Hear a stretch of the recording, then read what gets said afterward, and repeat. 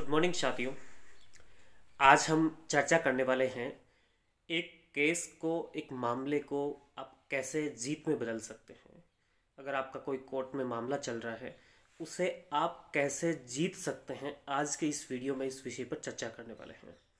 इस विषय पर हम चर्चा करें, आगे बढ़े, इससे पहले मैं आपसे निवेदन कर लूँ कि यदि आप इस चैनल पर पहली बार आए हैं और आपने अभी तक इस चैनल को सब्सक्राइब नहीं किया है, तो मेरा आपसे निवेदन होगा कि आप इस चैनल को सब्सक्राइब भी कर ले और बेल आइकन भी अवश्य दबा ले, ताकि आपको मिलती रहे मेरे प्रत्येक वीडियो की जानकारी। अब हम बात करते हैं कि एक केस को कैसे जीत सकते हैं आप।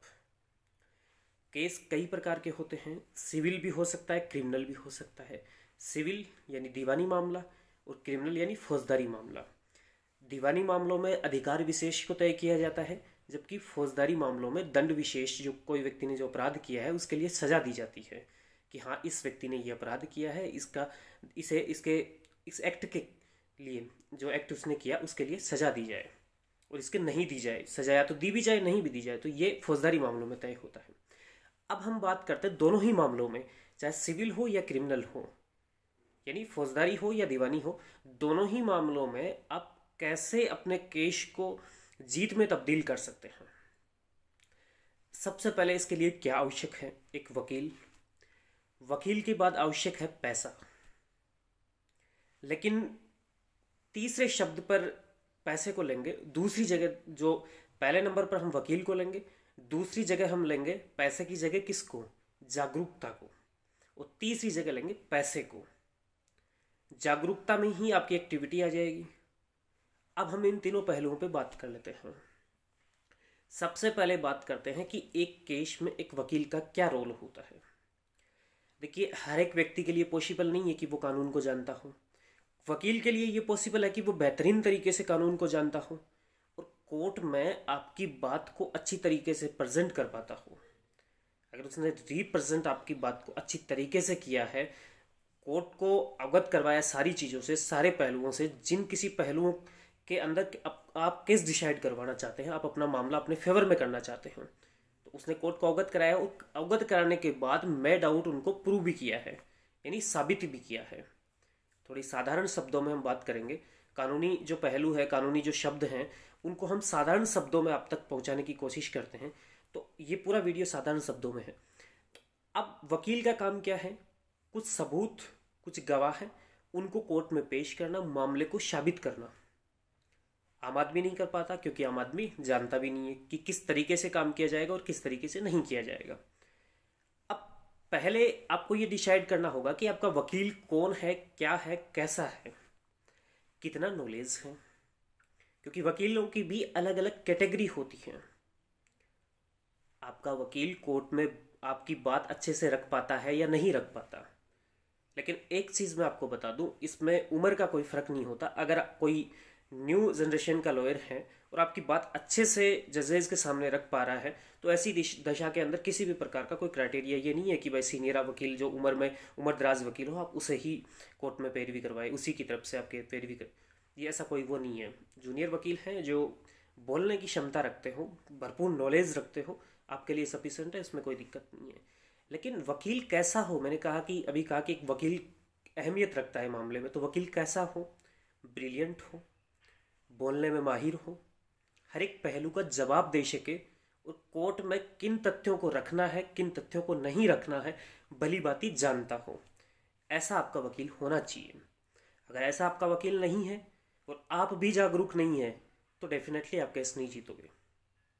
अगर ऐसा वकील है, चाहे आप जागरूकता रखते हो कानूनों के प्रति, कानून की जानकारी आप रखते हो नहीं रखते, कोई फर्क नहीं पड़ता, लेकिन आपके वकील का भरपूर नॉलेजेबल होना चाहिए। जो मैंने कैटेगरी बताई है उस तरीके का होना चाहिए। अब एक बात ये भी आती है कि साहब, केस हमने फाइल कर दिया, हमने सिविल केस है, क्रिमिनल लॉयर को कर लिया, तो कहीं ना कहीं दिक्कत तो हो सकती है। क्रिमिनल लॉयर जैसे शहरों में होता है ऐसा, क्रिमिनल लॉयर विशेष तौर पर क्रिमिनल मामलों में ही प्रैक्टिस करते हैं, सिविल मामलों में उनका कोई ताल्लुक नहीं होता, और सिविल लॉयर केवल सिविल मामलों में ही पैरवी करते हैं। लेकिन उसके दूसरी तरफ गाँव के जो वकील होते हैं वो ऑलराउंडर होते हैं।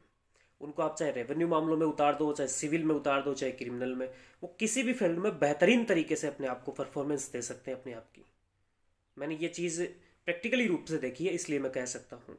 तो गाँव में डजेंट मैटर कि आपका वकील किस फील्ड से है, सिविल है, क्रिमिनल है, रेवेन्यू है, लेकिन प्रॉपर शहरों के आप हो, शहरों में रहते हो, शहरी कोर्ट में आपका मामला चल रहा है, तो ऐसी दशा में आपको ध्यान रखना, ये प्रैक्टिकल बेस है, प्रैक्टिकल में ऐसा ही है, रियल में है ये चीज़ें, क्योंकि गाँव में मुकदमों की कमी रहती है।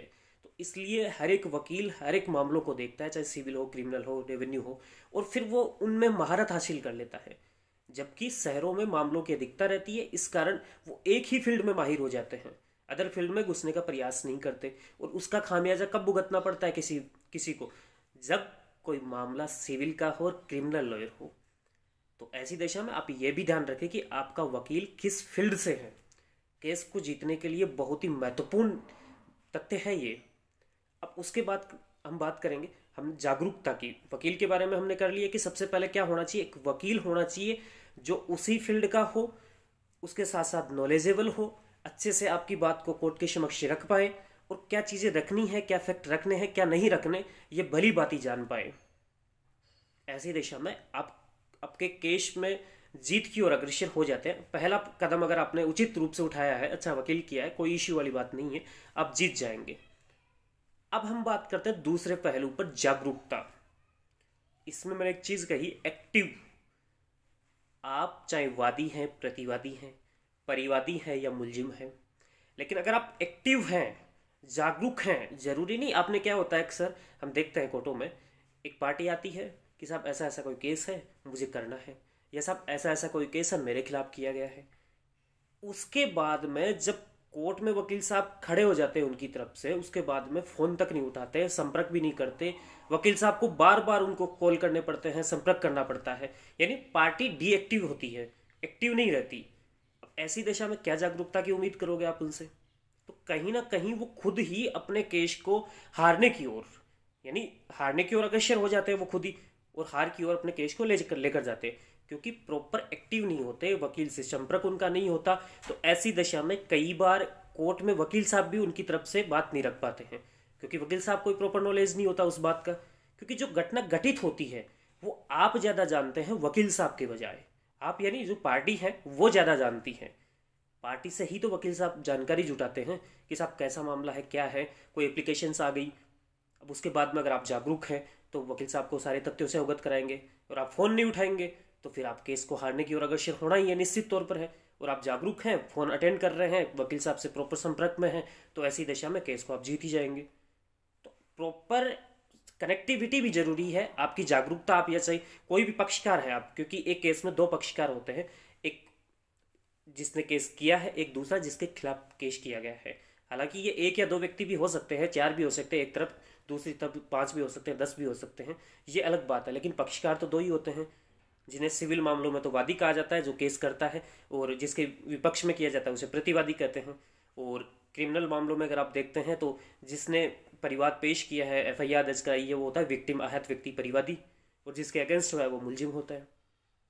तो कहीं ना कहीं जो भी आप हैं, जो पक्षकार आप जिस किसी कैटेगरी के भी हों, आपका जागरूक होना अहम है। और केस जल्दी डिसाइड कैसे हो, कई बार ये सवाल भी आता है, तो ये भी क्लाइंट की जागरूकता, यानी जो पक्षकार है उनकी जागरूकता के ऊपर डिपेंड करता है। कई बार वकील साहब संपर्क करते हैं, क्लाइंट आते ही नहीं है, तो डेट लेनी पड़ती है कोर्ट में। कोई एप्लीकेशन लग गई, क्लाइंट से जवाब पूछा जाता है कि क्या ऐसी परिस्थितियां मौजूद है कि नहीं है, जवाब नहीं दे पाते या प्रॉपर फ़ोन नहीं उठाते, तो उसे देरी होना स्वाभाविक है।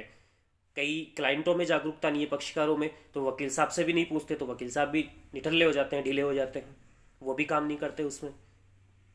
अब मैं तीसरी बात करूंगा, पैसा। देखिए, हर एक चीज़ के लिए पैसा ज़रूरी है। आप घर में सो रहे हैं तो भी आपके कुछ खर्चे, कॉस्ट वगैरह चालू हैं, लाइट, बिजली, पंखे, ये सब चल रहे होंगे, तो ऐसी दशा में आपके खर्चे चालू, घर से बाहर निकलते ही तो और ज़्यादा खर्चे शुरू हो जाते हैं। तो आपको किस चीज़ की आवश्यकता होती है? पैसों की। वकील को भी पैसे की आवश्यकता है, और आपके मामले को भी पैसों की आवश्यकता है, दोनों ही चीज़ों को पैसों की आवश्यकता है। प्रॉपर जो फीस है उसमें आप संकोच नहीं करते, तो आपका वकील मेहनत करने में संकोच नहीं करता। अगर आपके वकील को कोई फैक्ट जुटाने हैं कहीं से, तो उसको पैसे की आवश्यकता है। आपको कोई फैक्ट लाना है कहीं से, तो आपको पैसे की आवश्यकता है। तो कहीं ना कहीं एक केस में अब मान लो आपको पैसे की आवश्यकता थी, आप वहाँ पैसा खर्च नहीं करना चाहते, तो फिर आप केस कैसे जीत सकते हो? क्योंकि आप जो चीज़ हासिल करना चाहते हो वो नहीं मिलेगी फिर। तो एक केस को जीतने के लिए 3 चीज़ें हैं जो आज इस वीडियो में मैंने बिल्कुल आपको खुलकर डिस्कस किया है इस पर। पहला वकील, दूसरा आपकी जागरूकता एक्टिवनेस, और तीसरा पैसा। ये 3 चीज़ अगर आप अपने केस में देते हैं, चाहे आप वादी हैं, प्रतिवादी हैं, परिवादी हैं या मुलजिम हैं, इंग्लिश में बता दूं इन शब्दों को। सिविल केस में वादी को प्लेंटिफ कहते हैं, सिविल केस में प्रतिवादी को डिफेंडेंट कहते हैं, और क्रिमिनल केस में जो आहत व्यक्ति होता है, विक्टिम होता है, जो एफआईआर दर्ज कराता है, परिवाद पेश करता है, उसे कंप्लेनेंट कहते हैं यानी परिवादी कहते हैं। जिसके अगेंस्ट होता है मुलजिम होता है यानी एक्यूज्ड होता है। तो ये सारी चीज़ें हैं। तो उम्मीद करता हूँ आज के इस वीडियो के माध्यम से आप भली बात ये समझ गए होंगे कि एक केस को जीतने के लिए क्या चीज़ें आवश्यक हैं। नेक्स्ट वीडियो में हम ये जानेंगे कि केस को कैसे जल्दी डिसाइड करवाएं। आज के लिए इतना ही। बाय बाय, टेक केयर, मिलते हैं किसी नेक्स्ट वीडियो।